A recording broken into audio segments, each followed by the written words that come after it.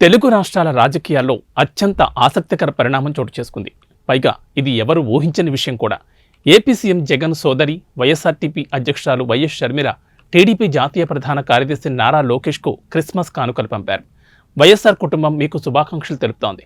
ఈ క్రిస్మస్ ఆనందమయంగా సాగిపోవాలి, మీకు 2024లో అంతా శుభం కలగాలంటూ షర్మిల సందేశం పంపారు.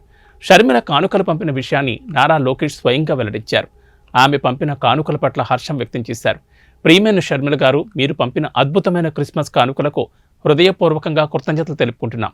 మీకు మీ కుటుంబానికి ఈ క్రిస్మస్తో పాటు నూతన సంవత్సరాది కూడా సంతోషకరంగా సాగిపోవాలని నారా కుటుంబం శుభాకాంక్షలు తెలుపుతోంది అంటూ లోకేష్ ట్వీట్ చేశారు.